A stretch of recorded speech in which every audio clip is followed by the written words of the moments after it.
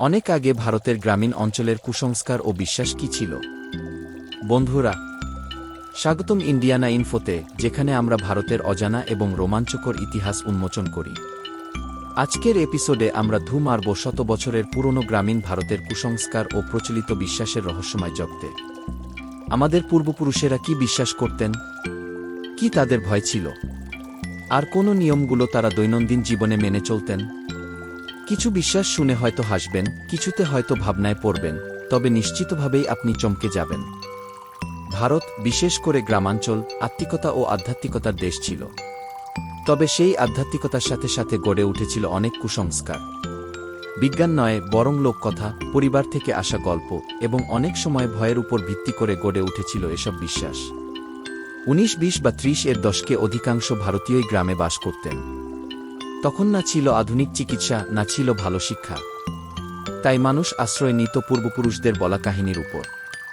চলুন দেখে নেই সবচেয়ে প্রচলিত এবং বিস্ময়কর কুসংস্কারগুলো।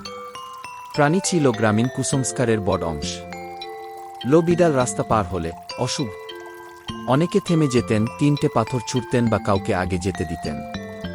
পেঁচার ডাক, রাতে পেঁচার ডাক মানেই দুঃসংবাদ বা মৃত্যুর সম্ভাবনা। সাপ দেখা, সাপ ছিল একদিকে পবিত্র, আবার বিপজ্জনক। সাপ মারা মানেই তার সঙ্গীর প্রতিশোধ আসবে। আর গরু ছিল পবিত্র ও সৌভাগ্যের প্রতীক। গরু যদি বাড়ির উঠানে ঢুকত, সেটাকে স্বর্গের আশীর্বাদ মনে করা হতো। এই কুসংস্কারগুলো ছিল নিতান্তই দৈনন্দিন ব্যাপারে। বাড়ি থেকে বের হওয়ার সময় হাঁচি দিলে একটু পানি খেতে হতো বা বের হওয়া মুলতবি করতে হতো। হাত চুলকানো, ডান হাত টাকায় লাভ, বা হাত টাকার ক্ষতি। চোখ ফটফটানি, ডান চোখ ভালো কিছু আসছে, বা চোখ খারাপ কিছু ঘটতে পারে। আর ছিল এক বিখ্যাত সতর্কবাণী, সন্ধ্যার পর ঝাড় দেবেন না, নইলে ধন সম্পদ চলে যাবে। এখন আসল ভূতের গল্পের দিকে যাই। গ্রামে ভূতপ্রেতের বিশ্বাস ছিল প্রবল। চুড়েল ও ভূত, অনেকের বিশ্বাস ছিল যে মহিলা আত্মারা রাতের বেলা লোকজনকে তাড়িয়ে বেড়ায়। তারা তেঁতুল গাছ বা শ্মশানের আশেপাশে থাকে। নজর লাগা, শিশুকে নজর থেকে বাঁচাতে চোখের নিচে কাজল, হাতে পায়ে কালো সুতা বাঁধা হতো। লেবুলঙ্কা ঝুলানো, দরের বাইরে ঝুলিয়ে রাখা হতো অপদেবতা তাড়ানোর জন্য। রাতে শীষ বাজানো, শীষ দিলে ভূত চলে আসে, এমনটাই বিশ্বাস। উৎসবগুলোতেও কুসংস্কার ছিল লুকিয়ে। করওয়া চৌথ, স্বামীর মঙ্গল কামনায় উপবাস। উপবাস ভাঙলে স্বামীর অনিষ্ট হতে পারে, এমনই বিশ্বাস। নাগ পঞ্চমী, সাপকে দুধ খাওয়ানো হতো, যাতে সারা বছর সাপের কামড় থেকে রেহাই মেলে। সূর্যগ্রহণ ও চন্দ্রগ্রহণ, গর্ভবতী নারীদের বলা হতো বাইরে না যেতে, খাওয়া বন্ধ রাখতে।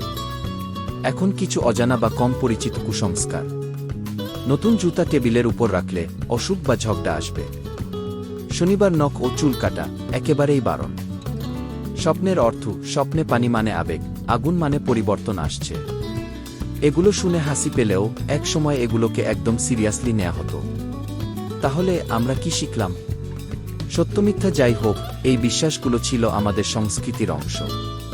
আমাদের দাদা নানারা এসব নিয়েই জীবন কাটাতেন। আজও হয়তো অনেকেই এসব অনুসরণ করেন। আপনি বা আপনার পরিবার এখনও এমন কিছু মেনে চলেন?